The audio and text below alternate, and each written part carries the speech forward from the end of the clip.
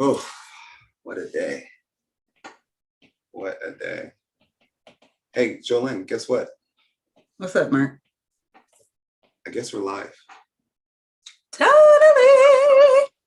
I'm over here deep in thought and some notes and all kinds of stuff. I like the outfit though. Real talk. I love Thanks. it. Oh, by the way, Hmm. guess who's here today first? Oh, is it the same old? Who? Reggie. It is. Reggie, you are What's up, first. Reggie? I mean, I didn't mean to say it like that. I'm glad you're here. I said it, no. And coming in at a swift second, by the way, Vic. Dang, okay, Vic. I see. Wow.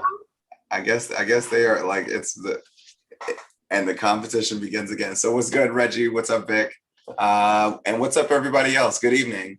And this is Trade Talk Tuesday, where we get to talk about some trades. But today we're gonna follow the title for like once every few times we actually follow it, and it's called "We're gonna reset the room today."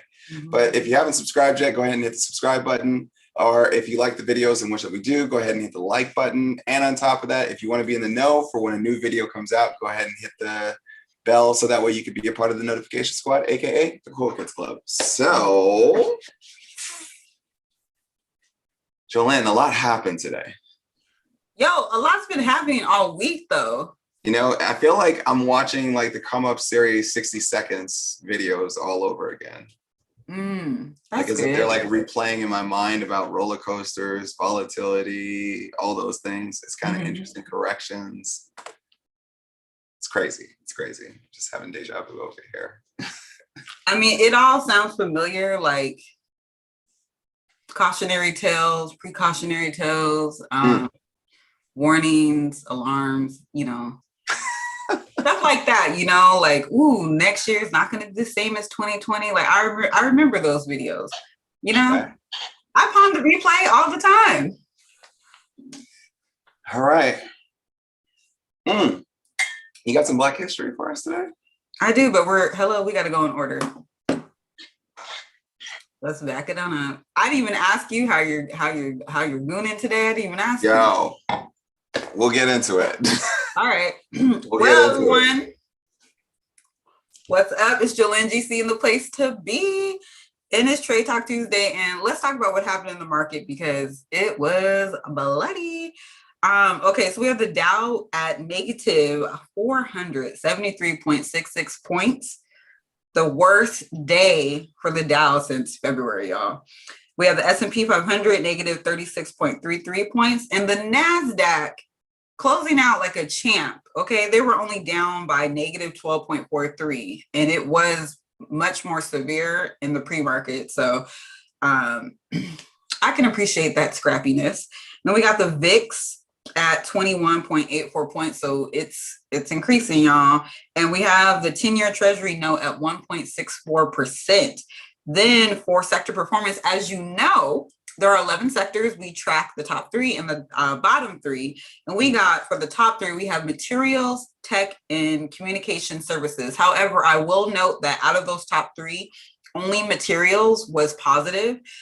Tech and communication services was negative. And then we got red all the way down the board. So that includes for the bottom three, industrials, financials, and energy. So you can see this sector rotation, and it's telling that tech was the second highest performer for sectors, and it was negative.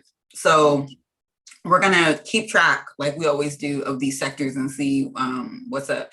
And then for pick performance, you can find all of the Come Up's picks at that Come Up series on Instagram.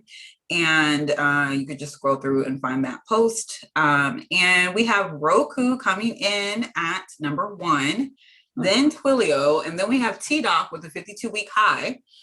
Then for the bottom three, we have Target, Home Depot, shout out to Kiki. And we have Schrodinger, which also had earnings announcements before the market opened, I believe. And I want to shout out Professor Prentice for that because that's his company. Like, he loves SDGR. So that's pretty much the overall view of what was going on in the market. But we're gonna, there's so much to cover for this episode, y'all. So we're going to get into it. Okay. Um, Basically, like, this is kind of like having a family meeting, all the cousins be sitting down at the dinner table, and we're gonna have some truth telling and some all kinds of stuff. Two of my favorite words. We will not be like a Tyler Perry film though, at like, oh, no messed up wigs. No wigs. None of that. We're not gonna do that. But before we get into that, also, I definitely, since today's Tuesday and it'll probably take place. Definitely take place tomorrow. I definitely want to send a huge special shout out to TiVo. Tomorrow is his birthday, so if you don't know, now you know. Happy birthday, little bro. I mean, flood him with love, y'all. Seriously. For real. I mean, just send him a message on one of his posts, or hit him up in his DMs maybe. But yeah, we love you, little bro. Have a happy birthday. And on top of that, it's very interesting because shout outs to TiVo's youngest, his daughter. Happy birthday. You are officially 3 years old. So I know that they're out celebrating and everything else. So happy birthday to you, Queen. Yeah, she was doing it. Okay, her cute little birthday regalia. I was like, okay, come through, little lady Alicia. She's so freaking cute. Happy birthday, Jada. We are so happy to be able to celebrate you today. So happy birthday. All right. Okay, so you want to get into the Black history? Yes. Yeah. I know, like, I haven't even looked at the comments, but people can probably tell, like, about our energy, about, like, what we're about to get into. So let me just go on ahead and read this. We got to have our ancestors anchor us, y'all. That's how we do it out here. This day in Black excellence, Nelson Mandela inaugurated as South Africa's first Black president on May 10th, 1994. He became South Africa's first Black president. In his speech, he said, "Today, all of us do, by our presence here and by our celebrations in other parts of our country and the world, confer glory and hope to newborn liberty. Out of the experience of an extraordinary human disaster that lasted too long, must be born a society of which all humanity will be proud." As South Africa's oldest elected president at age 75, President Mandela served one term in office. His administration presided over the dismantling of apartheid throughout South Africa. The Truth and Reconciliation Commission was established under Mandela to investigate human rights and political violations committed between 1960 and 1994. A new constitution for South Africans began during the Mandela administration. He made a commitment to improving the poor economic standards of South Africa's Blacks with the enactment of many social and economic programs. 14 years after leaving the presidency, Nelson Mandela died in Johannesburg, South Africa on December 5th, 2013. And that was our Black history. So very interesting, because you want to know something very interesting about Nelson Mandela? I think I know, but go ahead. Oh, what is it? Don't y'all have the same birthday? We do. Nelson Mandela and I were both born on July 18th. So kind of dope. I never had the opportunity to actually meet him though. That would have been. Neither did I. I have met President Barack Obama before, though. Oh, we'll see. On several occasions, If I show y'all the picture, it's so funny because I look like I'm 12 years old in the picture. Like, it's hilarious. But he would come to our law school all the time, so playing chess and kicking it. He was a normal president, so this is before he was president. Before he was famous. But one of our really good professors, Professor Kimport, shout out to you, advanced criminal law, she said, she told us to take a picture with him because she's like, that's going to be the next president. And she was right. So there it is. All right. So enough of all that. Okay. Enough with the pleasantries. Okay. So first of all, let me just set the tone and say that really, at least from my end, I'm coming from a place of love, light, and levity. Okay. So that's where my spirit is. I spent a lot of time yesterday in prayer and meditation and on the rooftop, just getting recharged by the sun and really fortifying my spirit, because some folks do have the audacity to come at people sideways and I'm not with it. So I will just put that on the record. And we will be putting stuff on the record throughout. So Mark, I'm gonna let you rock. You know, I do have some things to say as always. So, you know, Brother Mark, what's up? You know me, I always like to start from the genesis of things. Yes. Okay. Roll up the receipts. Okay, let me get comfortable. Go ahead. Let's roll it back a little bit.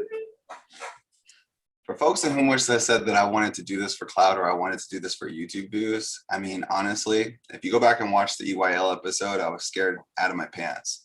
Because why? It would put me on the forefront and everything else. And I realized that everything in which that I would say moving forward, ultimately it would stick.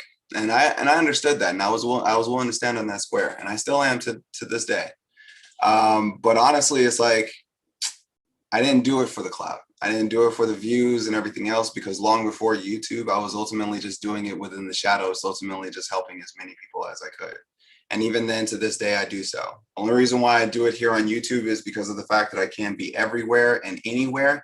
And so ultimately, it gave me an opportunity to be able to share the knowledge and the tools with everybody else. Okay. So year one within everybody's investment journey was to equip everybody with the basic tools of, one, understanding the markets, two, understanding how we use this tool called options trading on the long-term focus, but at the same token, essentially showing folks a pathway in which that you can build wealth, where you can learn a skill and take that knowledge and build something with it. And hopefully, I always believe that the knowledge ultimately that we gain today becomes the tools that we use later on down the road. And so with that being said, that's when I introduced, starting off with the gentleman at EYL, long-term leaps to your options trades. And then that's when I also introduced it to the rest of everybody else through that episode. And then, of course, I've been doing that since long before the Come Up series came. So let's move forward a little bit. So when we first started in year one, it was always about long-term options trading or long-term investments. Still is, always to this day. Majority of my own personal portfolios and everything else are all about long-term. I would say about probably 75% of my entire portfolio is definitely focused on the long-term. It's always been, because you win in the long-term. And that's long-term, 2 years, not long-term, 1 year. So then I started thinking about all the things in which that, as we came through the Come Up series, for everybody, the Come Up series is something different. For me, here's what the Come Up series means to me. One, former cancer patient. So it's like one of the biggest things that scared me was watching Paul Allen pass away, because of the fact that there's a somewhat of a similar diagnosis. So I looked at it in the sense that I'm married, I'm in my 30s, if I have a kid, and if something, God forbid, happens to me, I can pass on this knowledge to my child and they can literally learn from their dad, even though that he's no longer here. So that's always been my focus. I think Jolene and everybody else that know me, they know that well enough. So that's the first thing. Second thing, as we move forward in the process, I started noticing that the community and the culture started just doing so much better. They started picking up and equipping a lot of the information a lot faster than I had ever expected. I thought that ultimately what we would teach in a year would probably take about 1.5 years to 2 years. And thus, things just literally just kept going. So here's the other part to that. I remember sitting in a room with everybody and talking about, like, because people were like, well, hey, do you only do 2-year leaps?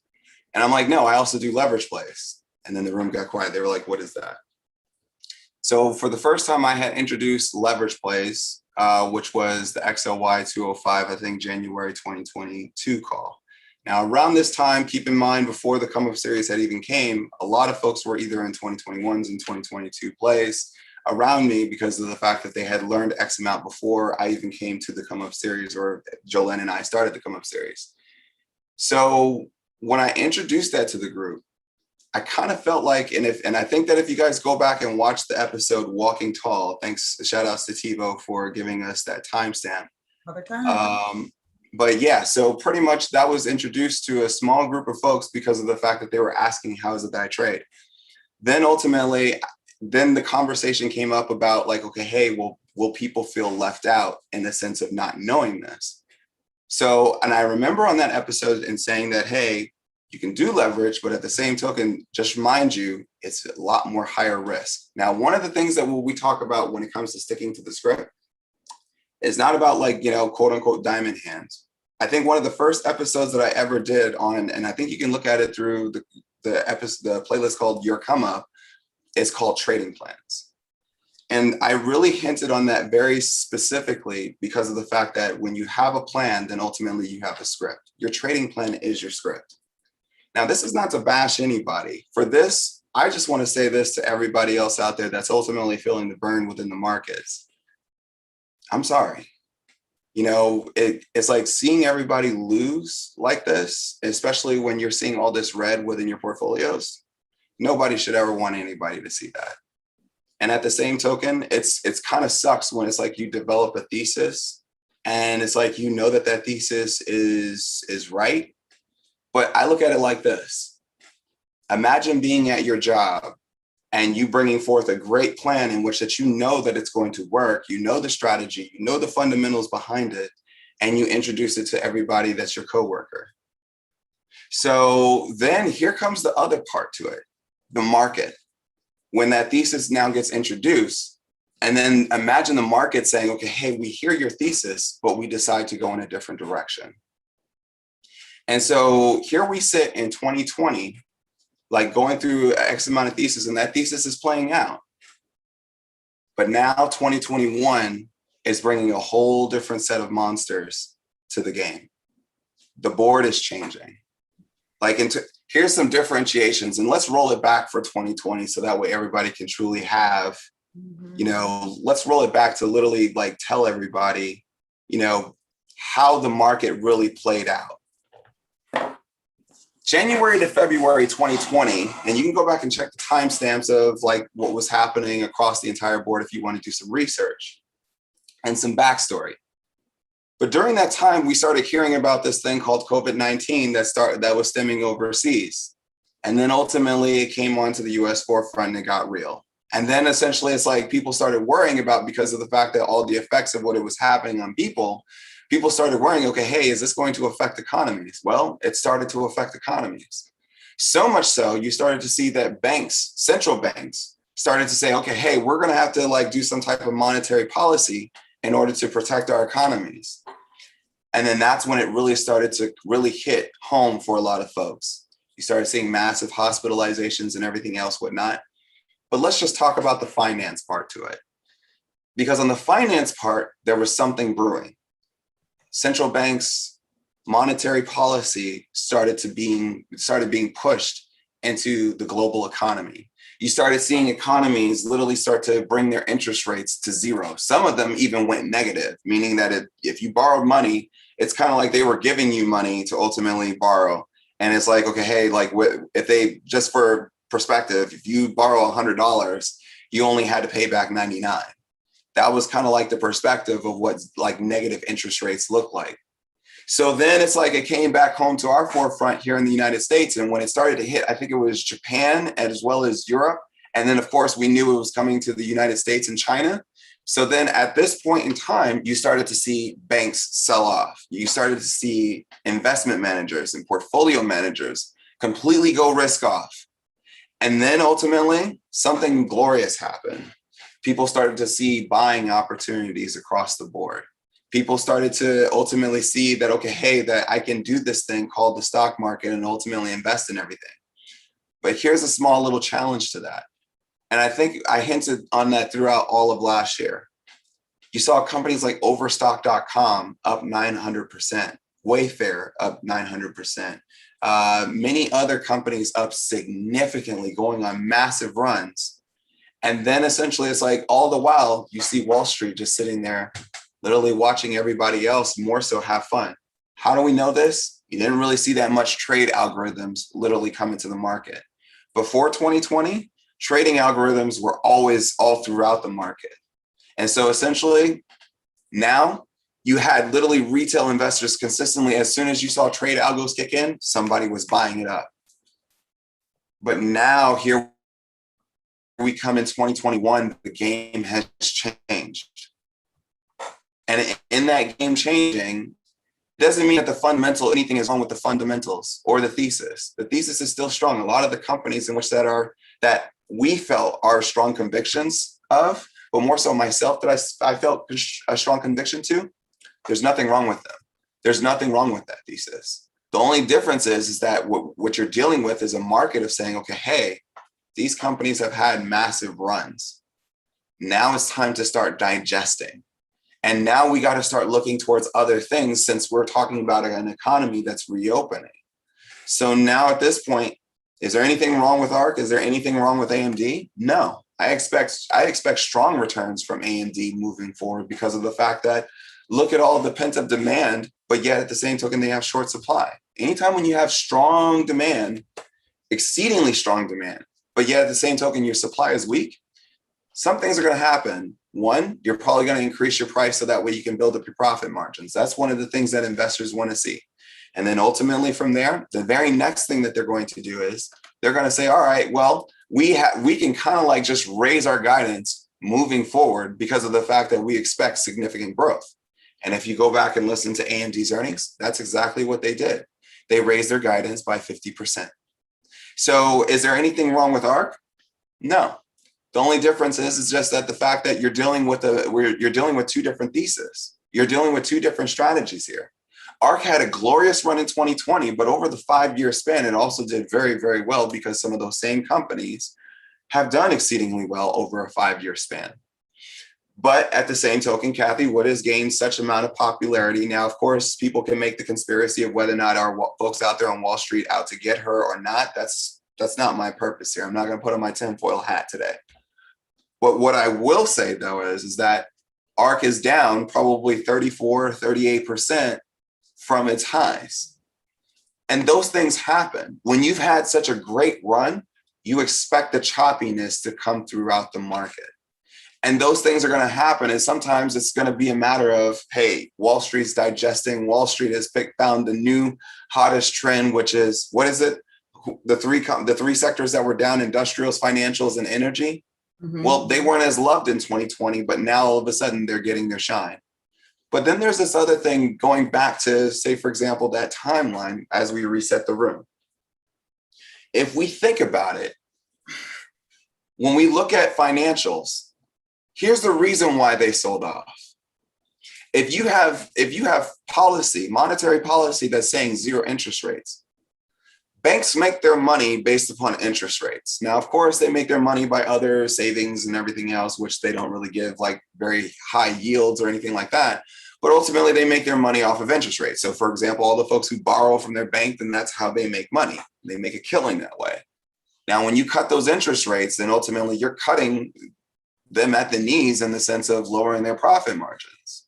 Hence the reason why, if you notice in mortgages, they started raising the requirements or started increasing the requirements of what it took for you to actually borrow money to refinance your home or to buy one. And now you're starting to see those things start to lax a little bit. So when we think about it, and Dan Ives kind of pointed to it, for the past 13 years, financials have sucked.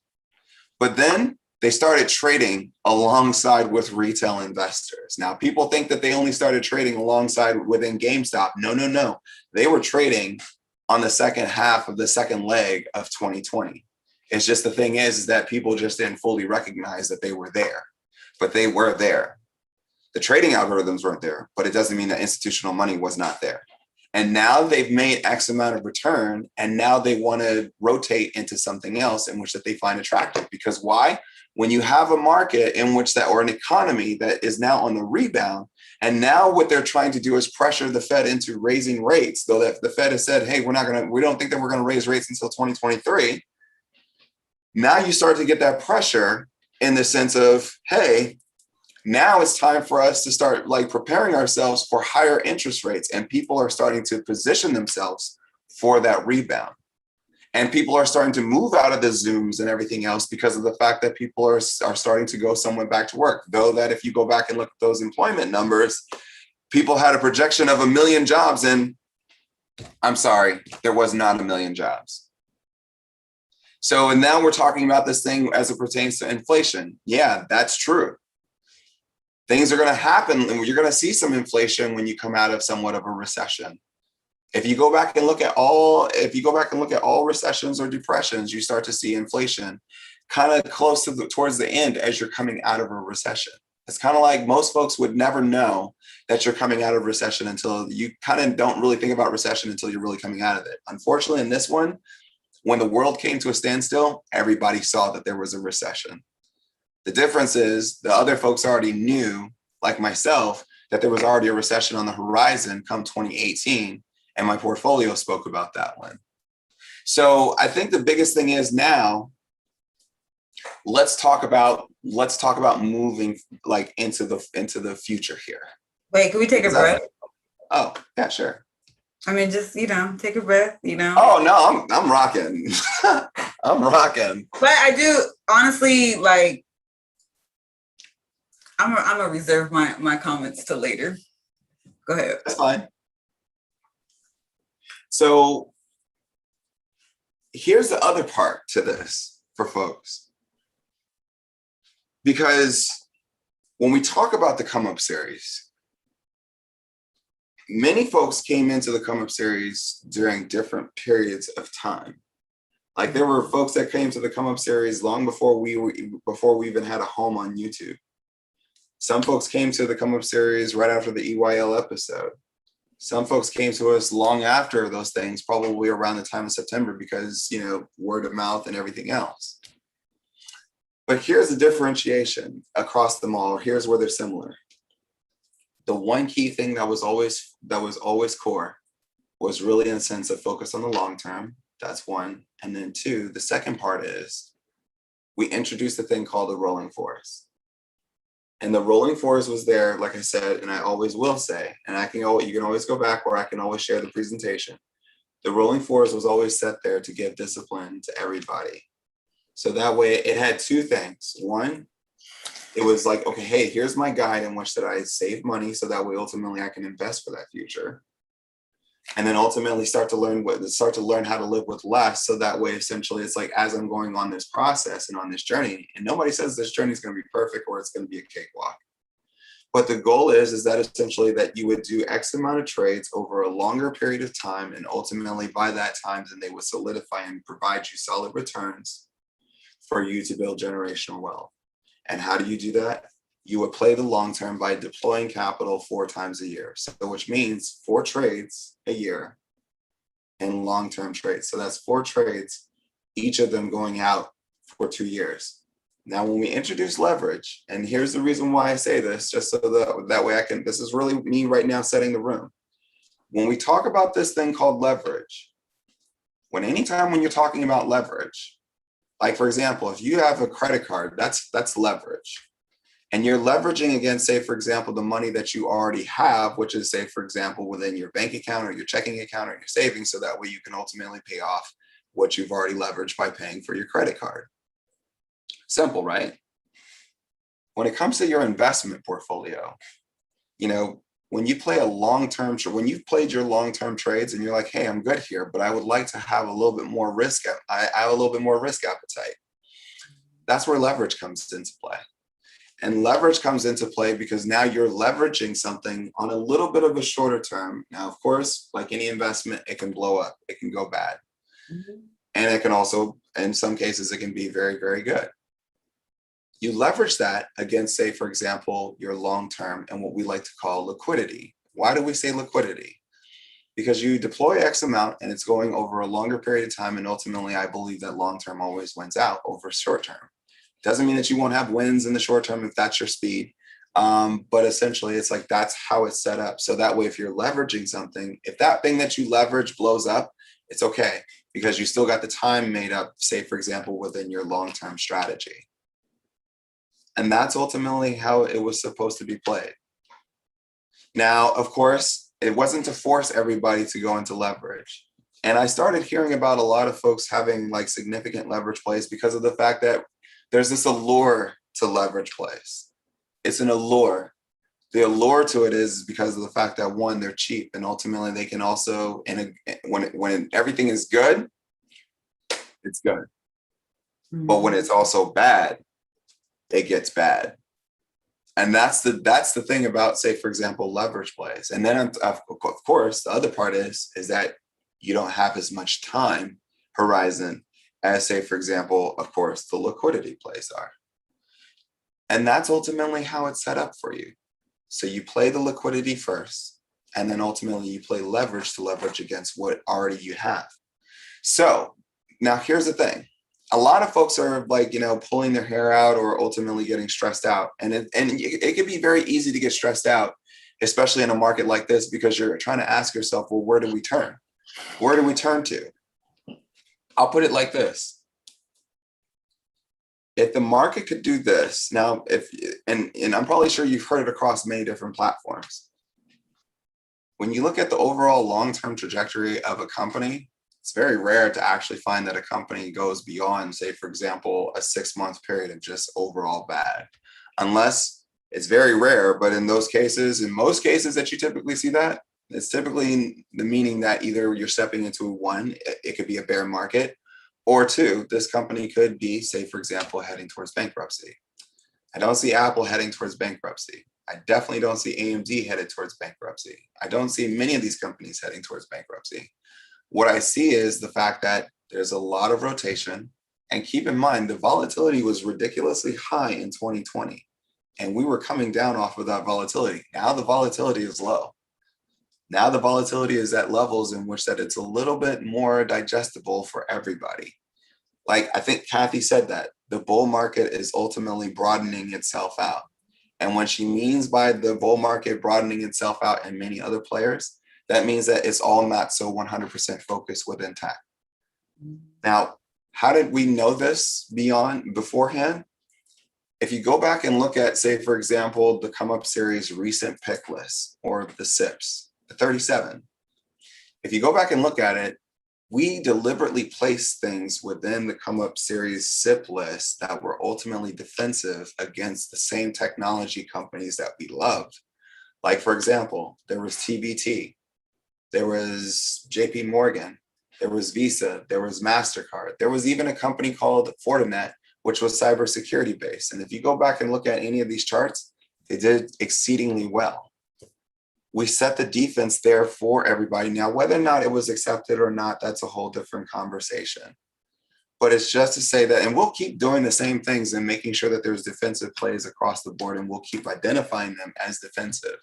So that way, now that the market has changed and it's not 2020, we'll make sure that they're well identified. So that way everybody knows, hey, this is where, if you need defense, if you don't feel like hedging against your own position, and if puts are not your speed or anything like that, or if you don't want to go cash off, then hey, here are some of the plays that you can play that will ultimately be there for, say, for example, defense. So the reason why I say this is because of the fact that what we're moving into is good portfolio management. And that's what it's all about. Many of you, it's like, you're going to go through these periods of time in this process in which that, hey, not every single trade that you make, not every single investment that you make is going to actually pan out the way that you expected it to. It's going to happen.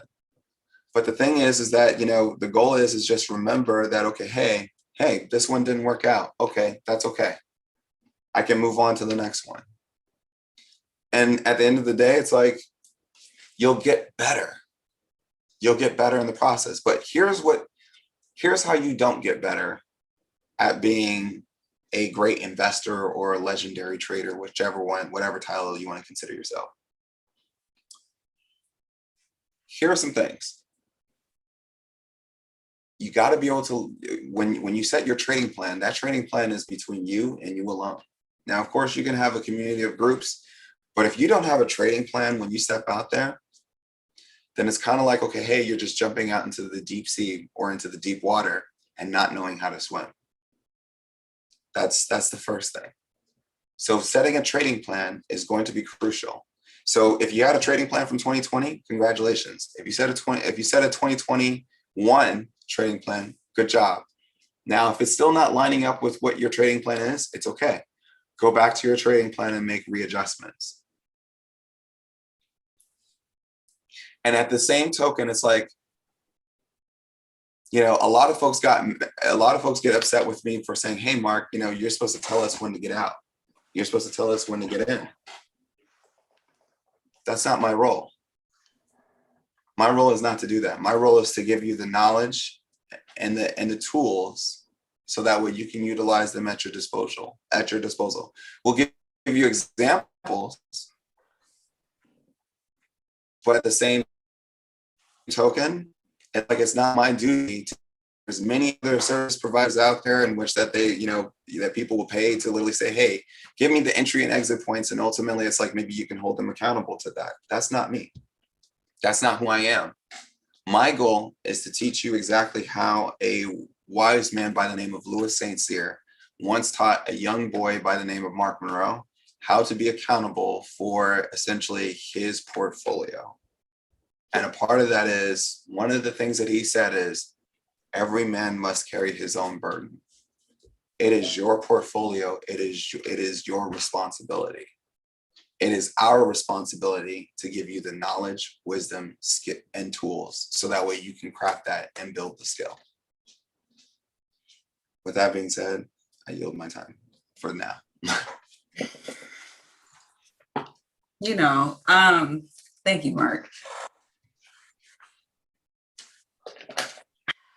No, I'm just really right now in this moment, I am, what's the word I'm looking for? I am feeling like a deep sense of compassion right now, because I know what it looks like, especially being like, the first time I started trading was November 26, 2018. So I know what it's like to get into something and you're researching, but you know, you're not fully sure. Like, you're researching, you're like putting in your due diligence. This is for those that are actually putting in their due diligence, all the shade, putting in your due diligence, and you're still like, it's still new. There's still things you're not gonna know. And not knowing, one of the biggest mistakes is not knowing when your exit is. And that just comes down to knowing, okay, when I get to this point, I'm going to sell. Because one thing that I'm really, really good at is taking profit and taking personal responsibility for the choices that I make. Mm-hmm. I have Mark on quote unquote speed dial. I don't run to Mark every 5 seconds asking him, what should I do? What should I do? I make my own decisions, just like many of you do. And that's with knowing that I can call Mark and be like, Mark, but I don't do that. Why? Because that's not even that. First of all, that's not even my style. Like, I'm the type of person who's going to put in the work and figure out like what I need to do. And the only reason why we're spending time on this is because there have been people that have, and this really does need to be said, because this is something that I'm not going to tolerate. There have been people who have come at myself or come at Mark sideways. And that's not what we're here for. Like, that's not what we're here for. And when I say, you know, coming sideways, I mean like serious stuff, you know, and just, it reminds me of one of my favorite words, audacity. People will have the audacity to come at you sideways, trying to pull you off your throne. And that's not what's going to happen. The amount of energy that it went into to make a fake account and to, you know, send, when you make a fake account, like, you legit have to like make the account, sign up, and then verify the email, wait, and then you have access to the account, and then you're going to go, you know, on a platform, search for Mark, search for me, and then send a message, and your message will be something crazy like, you know, a death threat or whatever. Like, yo, it is never that serious. I promise you, it's not ever that serious. Like, we are talking about portfolios that have individual names on them. We don't have access to anybody's account but our own accounts. We have kept it a buck when it comes to how we're going about this. And honestly, there have been losses across the board. Yes, I have lost a significant amount of money, but to me, it's money. That's what it is to me. It's money. The one thing I have not lost the knowledge, the will, and the motivation to stick to my script and my personal script, as well as Mark said, we talk about it all the time for the Come Up series, is to close the racial wealth gap within a generation. Yo, that is a big thing to do. It's not going to be all roses every 5 seconds. It's not going to be. There are going to be times, when it's tough. And though what the real gag is, Mark, the real gag is that this is nothing compared to 2020.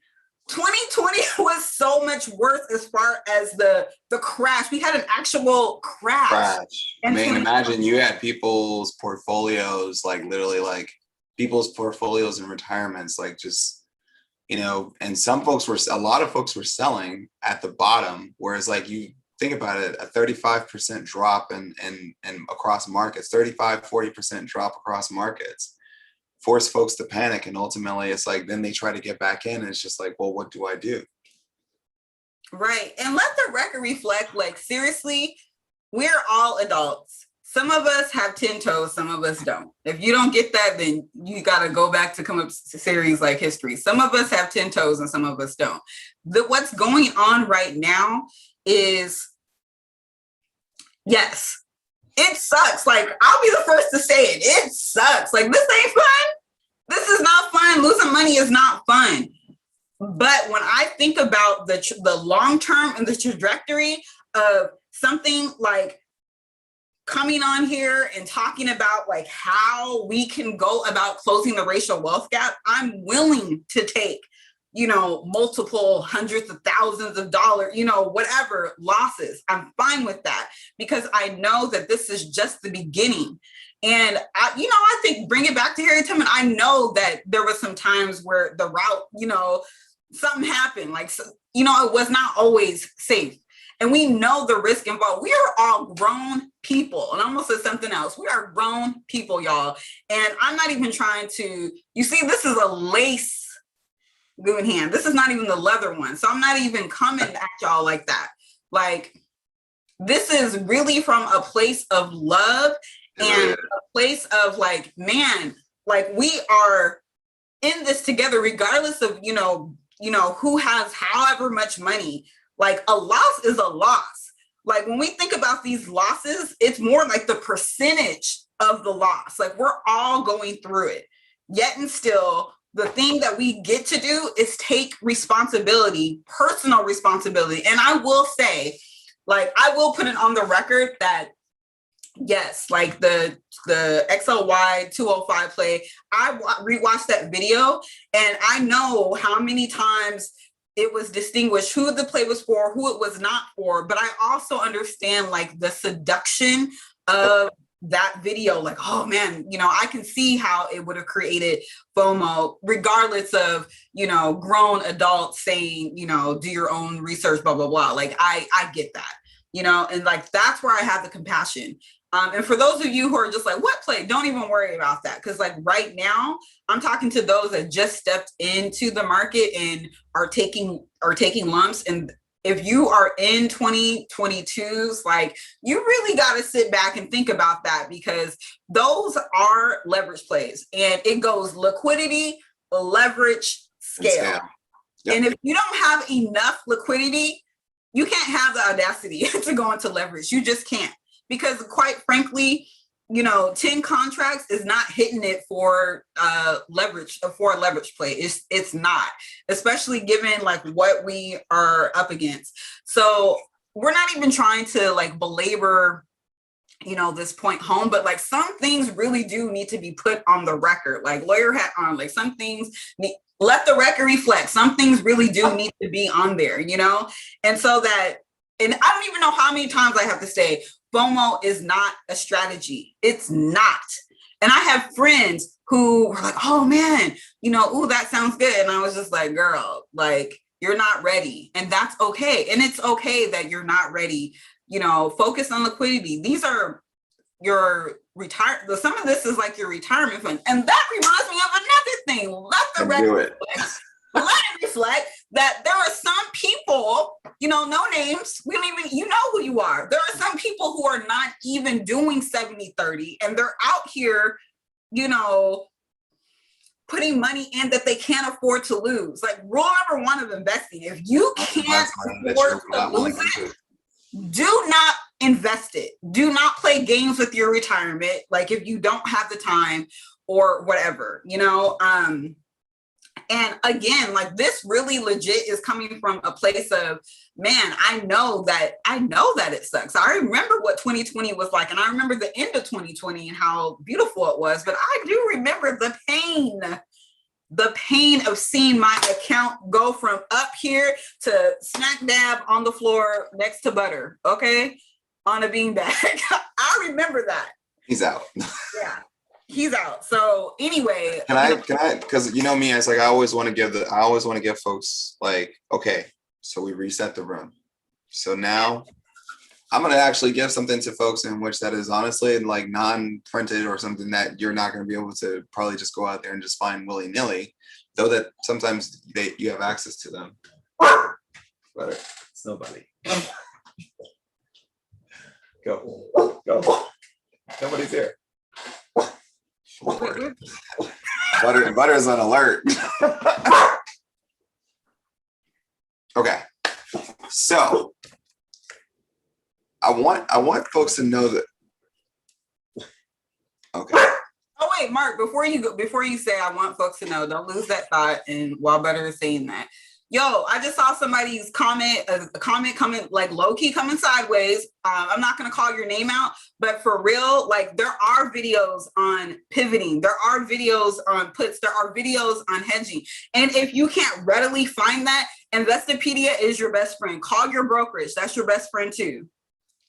Make them work for those commissions. Here, that is true. So one of the things that I want to say, though, for real, is that I still believe in XLY. I'm still in that one very heavily within my own portfolio, because of the fact that I still believe that XLY still has run room to go up, especially given in the sense that we'll probably see some rotation, which I'll go into in a little bit. This will probably explain a lot of the things in which that happened earlier on this year. And just think about it. You need to look at, I thought you were going to pull up a chart. I like this too, though. It's okay. Well, as you can see, it says for exclusive use for certain clients only, which is FC Insight Fundstrat Company. And this is where you get internal memos or internal documents that get sent out to clients that work for or that are serviced by, portfolio or investment managers. So you guys are getting that on Inside Scoop. So pretty much they said strategy, strong start 2021, on track to exceed 4,400. And this is S&P 500 mid-year, and then 4,300 year in. So summary, 2021 is year one after an economic depression equals strong gains. Target, pretty much what I just said. The key drivers: strong earnings per share recovery, dovish Fed, which we have that. Credit strong equals supportive of risk on. So this is something where people need to really pay attention to, because currently right now investors are risk off. And that's the reason why they went defensive. If you really think about it, there's nothing really risk on about financials, industrials, and energy. And energy is really making its bones based upon, say, for example, the value of the dollar per barrel. Dollar per barrel goes up to about 80, 85, then essentially, XLE will ultimately significantly perform. So then you see declining volatility equals historical 20 plus 20% gains. Now notice in a low volatile market, typically you start to see that there's nothing really stopping you from being bullish. Valuation, AKA Tina, but we'll just call it valuation. World 2 long bonds versus equities. So that's the key driver. Notice that where people tried to drive up the bond market, or AKA the yields, and then ultimately that started to hurt equities. Generational tailwind from millennials, higher equity weighting. So just so that way, basic things, which is, energy, materials, and financials were the new top three. The downgrade was technology, which was overweight to neutral. So it never went from overweight to sell. It's just sitting there at neutral waiting because of the fact that, again, we're not sitting there at risk on. FANG, same thing, neutral to underweight because of the fact that we saw certain things, especially like Apple, just literally go to pretty much negative for the year, along with a few other players like, Netflix, Facebook, and Google have been okay. But then at the same token, you saw staples get upgraded from underweight to neutral. So perspective, you saw some changes, just simple rotation. So during this part, we saw from March of earlier this year to now, like around the 415 marker, we saw this huge run, and this was that rotation that was taking place. So then you saw a consolidation period around that period of time, which was from 415, so April 15 through the 27th.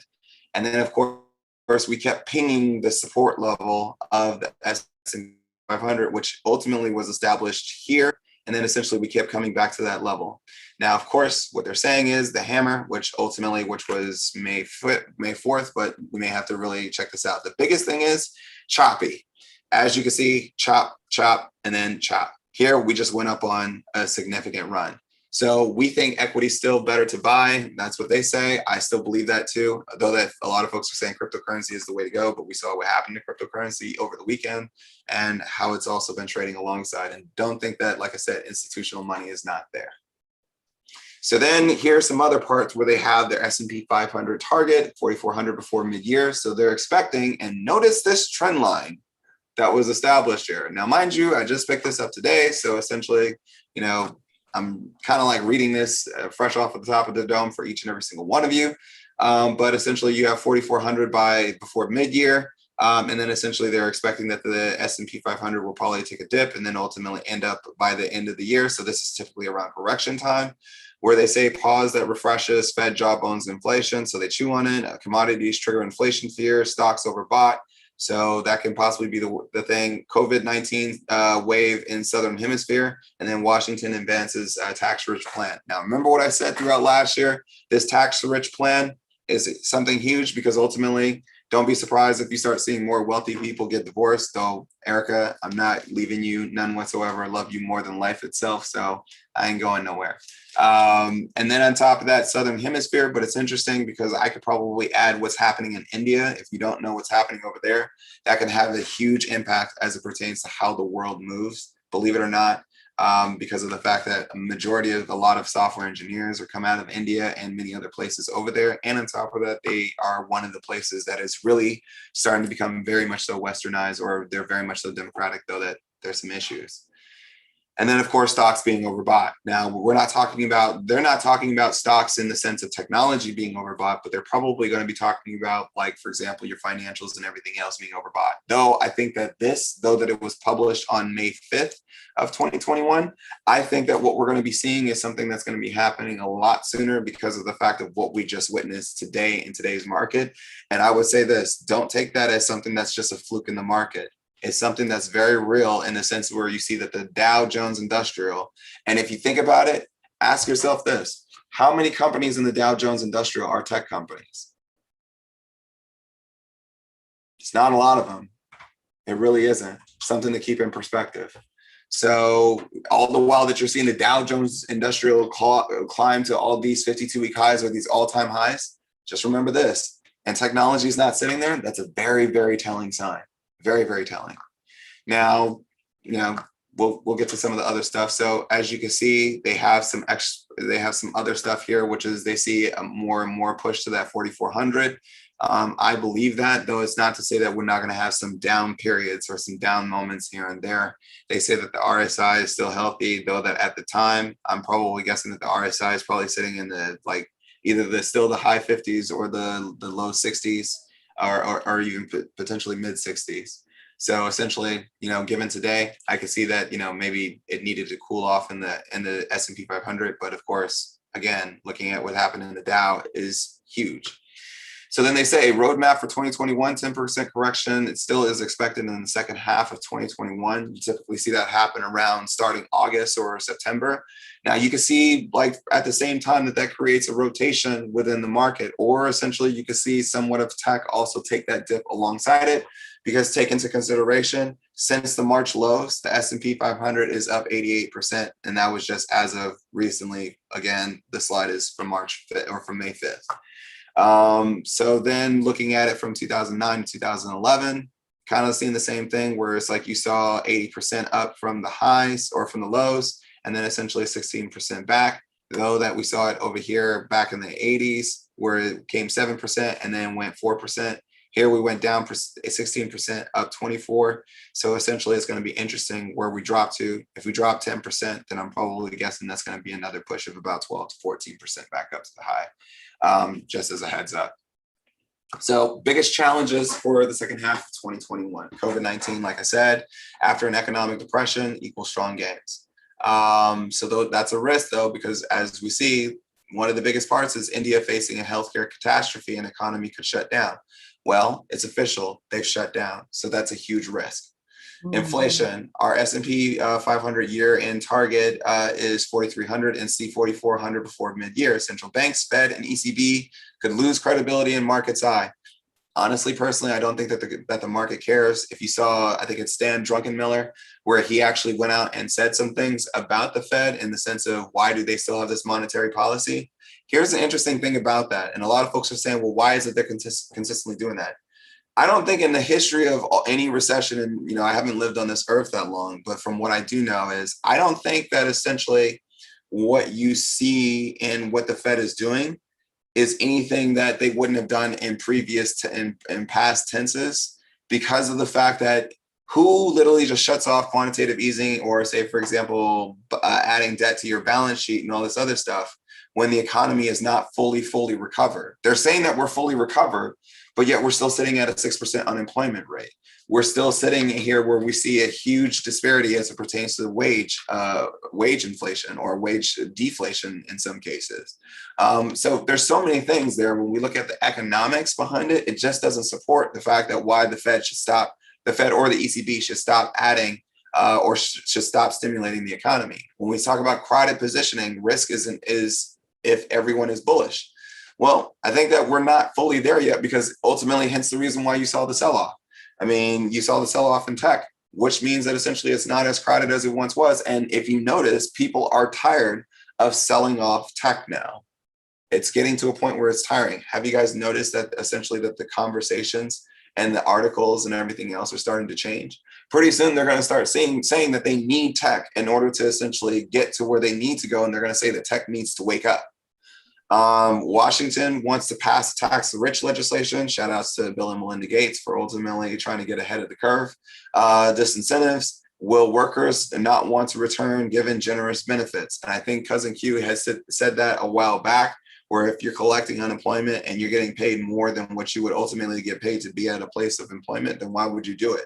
And then, of course, war. Watch China, US, and US, Russia given new White House. Of course, we say that because of the fact that, we want to be tough on China, but at the same token, essentially, you have two economies that definitely need each other. I can go on in this one, but ultimately, here's some interesting stats for everybody to think about. Valuations, bonds, and stock, or valuation. So Tina, bonds, stocks, valuations converge. And it's very interesting because FANG ultimately was converged with, say, for example, US investment grade bonds. Why isn't FANG an investment grade? Very good question.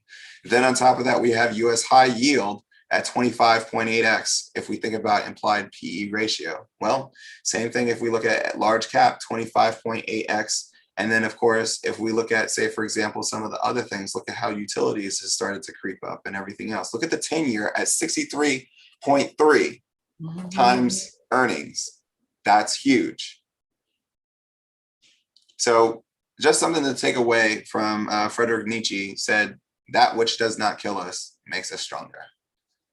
All that to say, it's like, hey, this is something in which that was internally used. This was something that was internally used for, say, for example, institutional clients. So something to take into perspective. So I mean, honestly, take that as you will, but ultimately the biggest thing is that you're seeing a rotation, and you saw a rotation over a 3-month span. The question is, ask yourself this: what will happen over the next 3 to 6 months, or even 9 months? Mm-hmm. What will happen over, say, for example, the next 12 to 18? If you think that tech will ultimately be sitting on the sideline through all this time period and not making any moves, here's another staggering stat. And it's interesting because now I'm not the only one that's starting to say this. But don't be surprised in the next 5 years that you see that tech ultimately is sitting and representing 50% of the S&P 500. Just don't be surprised, because honestly, it's like tech is becoming the new infrastructure. So, I mean, take it as you will. But ultimately, and I want to say one thing, it's okay to be angry with us. I mean, like for me, I always accept a challenge in the sense of how is it that we can be better? And ultimately, how is it that we can improve? Because honestly, I don't have to do any of this. I don't. I mean, I won't say what I'm going to say because I know that there's kids watching this, but I don't have to do this. I do it because of the fact that, I'm thinking about, those kids in which that you take care of. I'm thinking about each and every single one of you who look exactly like us, or say, for example, those in which are underrepresented just as much as we are. I'm thinking about each and every single one of you, and that's the reason why I do what I do. So anytime when essentially that you want to come off with an attitude or anything like that, then hey, that's fine. Then that lets me know that you've made more than enough information and you don't need us. And that's okay. But the one thing I will not accept though is sending threats to me, talking about like, hey, what you're going to potentially do to me or whatever else. If you feel that bold enough in which that you need to threaten me, then at that point in time, hey, do you. But at the same token, I'm going to keep doing this because of the fact that I do this for the love of the people and I do it for the love of the art. And that's always been my main key focus. If at any point in time where it's like I feel like there's someone out there in which that ultimately does the exact same thing that we do, and essentially it's like they want to just pick up the mantle and everything else, I have no problem in gladly stepping aside. So just be mindful of that, because at the end of the day, like many of you, I have a family. I have a wife that I take care of. I have a family that also counts on me as well. I have a community and a culture that many times every day I put on my shoulders and I put it on my back and I walk up the mountain. It's very easy to sit back and try to bash me or to say negative things about me, but yet that's not going to do anything to change your portfolio. It's not. If you want to be angry, why don't you redirect the anger to where it really belongs? Get down into those books, start studying the markets, and start plotting out what your next strategy is. And if you have questions as it pertains to putting together your next strategy, send me a message. I do the very best that I can to answer all messages. And if I start noticing that I'm seeing the same thing, then I'll put it out there and do it on, say, for example, an episode, so that way everybody can benefit. Again, take into consideration, I'm one person. I run a venture capital firm, I run a studio, and at the same token, I'm a husband. And at the same token, I dedicate more time than many times at my own studio and everything else to the Come Up series. So the next time that you want to call into question exactly where my heart relies, think about that the next time when I answer a question that you send me a message to. Think about the next time that you want to sit back and try to cuss me out. Think about the next time that you want to threaten me by taking my life, or say, for example, somebody else in whom which that I love, because that's not cool. And that's not who we are.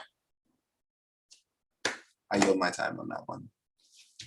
Yo, I'm ready to eat dinner, but like all I want to say is, like this is a journey. It's not gonna be super easy. And it is gonna take time. And there are those who, play their cards however they play their cards and have walked away. Shout out to you all. And I also just want to reassure, because I did get some messages from some cousins that were, concerned, like, oh my gosh, don't stop what you're doing. And I just want to put it on the record that the mission that we're on is bigger than us. It's bigger than the Come Up Cousins. Like, for real, like to in order to do this, you have to fortify yourself. And Mark and I do the very best that we can to be able to carry on this work. The behind the scenes, that self-care is major. Yeah. It really is. And so I just want to say that the Come Up series was created in love, and what we put out is all love. And because we put out love, we will receive love back, point blank, period. So for the little blips of negativity, like it's like a fly that we're just, swatting off. But at the same time, there are certain things that need to be put on the record, and that today was one of those days where things just need to be put on the record. And again, like, it's all love, but please do not take our kindness for weakness. Don't do that. Don't play yourself like that. But to all the Come Up cousins, where our heart is with y'all. And I'm thrilled at what has been accomplished by many of you all. And I just want to honor and recognize what I always say, the real Come Up cousins. The ones that are scholars, the ones who are working on their 70-30, the ones who do their due diligence, the ones who, take personal responsibility for the life and legacy that they choose to create. My heart is with you. And that's all I got to say. I said my piece. It's Zen over here. Well, I'm gonna get back to Zen. I will be honest. It's like some of this did cause me to like interrupt the feng shui and the vibe for me. So I will spend this evening going back into like just really like resetting my vibe. Mm-hmm. But yeah, it's like for real. It's like we do this 100% out of love. It's like, I'm sorry, there's nobody out there, and don't get me wrong. And this is not no knock or no us versus them towards anybody. Like Ian is good at what he does. Terry is good at what she does. Tay is good at what he does. Everybody else is good at what they do. Aristotle and many other folks, they're good at what they do. So I'm not going to knock any of them, because these are the folks in whom which that within our culture, they help move along the culture in whatever way that they do.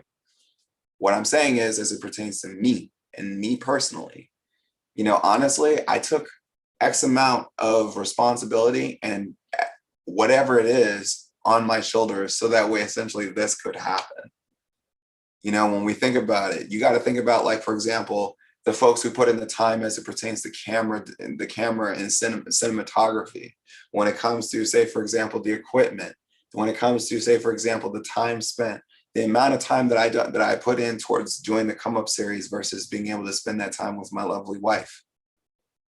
Take all those things into consideration the next time that you want to get angry. I understand it's one thing to be angry because of the fact that, hey, that this is the future that we're talking about as it pertains to your family.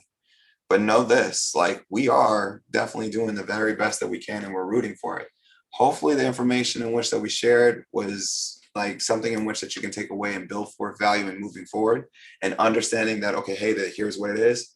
One of the other things that I'll do is I'll share the document that I just went through. I'll share it with the cousins. Mm-hmm. And here's another thing. If you don't think that essentially that Wall Street isn't paying attention to what we do, then think again. Just as much as, say, for example, that we had so much film and tape on them, as Q would say, to quote him, they got film on us now. Clearly, they got film. So now they get to study exactly what we do and understand exactly that we know what they do. So now the playing field has started to level out. It's like we see each other. We see each other. And I see so-and-so trying to also mock us with the chips and dip. We'll get to that a whole nother day, but that's not today. That's not today. That's not today. Well, y'all, I'm about to get to some rest. Thank you all for rocking with us and ultimately being able to sit down and have this wonderful family meeting. And we'll be sure to, again, we'll get better at this as a family, and also as the Come Up series. We'll touch some things up, and we also have some pretty cool guests that we're lining up for each and every single one of you to bring more value to your portfolios, as well as just to your knowledge base. But until next time, be kind, keep learning, keep earning. And on top of that, I'm Mark Monroe. And I'm Jolene GC, in the place to be, taking profits and personal responsibility. Okay. Okay. And this has been Trade Talk Tuesday. We will see